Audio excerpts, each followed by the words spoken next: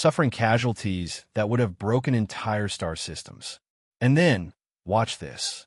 The display shifted to show the war's aftermath. Instead of the expected collapse, humans rebuilt their civilizations stronger than before. They formed alliances with former enemies. They developed new technologies at impossible speeds. They turned a global catastrophe into an evolutionary leap, Krillnex continued. But that's not the disturbing part. Show them tactical scenario Omega-7. A new hologram materialized, the projected invasion of Earth. Computer models showed hegemony forces establishing orbital superiority, landing armies, occupying major population centers. Standard conquest parameters suggested complete pacification within weeks. General Voxtar leaned forward eagerly. Excellent. Our victory is assured. Keep watching, Krillnex warned. The simulation continued past the initial conquest. Weeks turned to months. Months turned to years. The occupied territories became death traps. Human resistance fighters emerged from everywhere. Sewers, forests, abandoned buildings. They used improvised explosives, turned household items into weapons, and somehow convinced the very ground to fight against the occupiers. But worse than the resistance was what happened to the hegemony forces. The simulation showed increasing casualty rates, supply line disruptions, and most disturbing of all, psychological breakdown among the occupation troops. They don't just fight back, Krillnex explained as the horror unfolded on screen. They make you regret ever finding their world. They turn every street into a battlefield, every civilian into a potential threat, every day into a nightmare you can't wake up from. The simulation's final phase showed the inevitable result. Hegemony forces requesting evacuation after 89% casualties and complete mission failure. General Voxtar slammed his 4 fists on the war council table, his scales flaring crimson with rage. You coward! The hegemony has conquered 800 worlds, and you tell me to fear a single planet of hairless apes.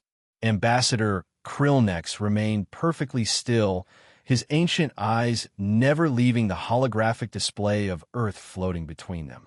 He had served the hegemony for 3 centuries, witnessed the fall of countless civilizations, but nothing had prepared him for what he'd seen in the Terran system.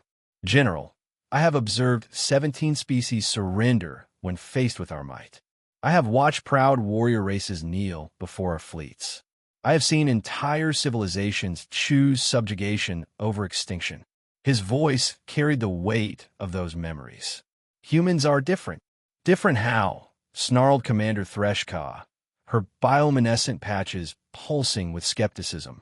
They have primitive kinetic weapons, basic nuclear technology, and fragmented governments. Our scouts report constant warfare among their own kind. They are weak, divided, and ripe for conquest. Krillnex activated the display, showing footage from his reconnaissance mission. Watch this carefully. This is footage from their World War II, a global conflict that lasted 6 of their years. The hologram showed human cities reduced to rubble, populations decimated, entire nations burning. But instead of surrender, the humans fought harder. When their weapons factories were destroyed, they built new ones in caves. When their soldiers fell, civilians picked up weapons. When their cities were bombed, they moved underground and kept fighting. Notice anything unusual? Krillnex asked quietly. They're continuing to fight, Threshka observed, confusion creeping into her voice.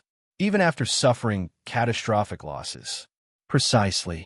Any rational species would have surrendered after the first year. These humans fought for 6 years. The computer ran this scenario 47,000 times with different variables, Krillnex reported. Different landing zones, different tactics, different force compositions. The result is always the same. We lose. Commander Threshka's patches had dimmed to barely visible glimmers. How is that possible? We outnumber them, outgun them, have superior technology. Because you fundamentally misunderstand what humans are, Krillnex replied. You think they're a species that fights wars. They're not. They're a species that IS war. Every fiber of their evolution has prepared them for conflict. They don't surrender because they literally don't know how. He pulled up another display. Human history compressed into timeline. 5,000 years of recorded warfare. Not a single generation has known true peace.